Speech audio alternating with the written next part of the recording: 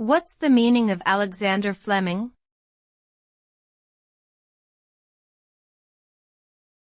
Alexander Fleming.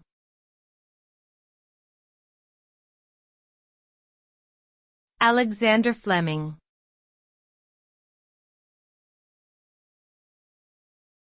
Alexander Fleming.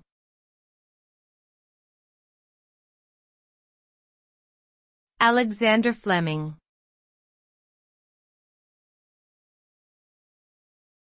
Alexander Fleming.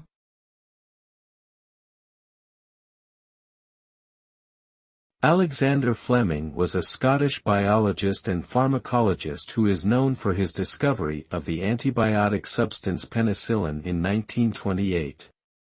The discovery of penicillin was a significant breakthrough in medical science as it provided an effective treatment option for bacterial infections that were once life-threatening.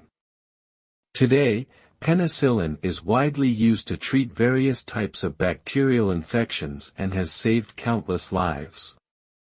Fleming was awarded the Nobel Prize in Physiology or Medicine in 1945 for his discovery, which remains one of the most important medical discoveries of all time.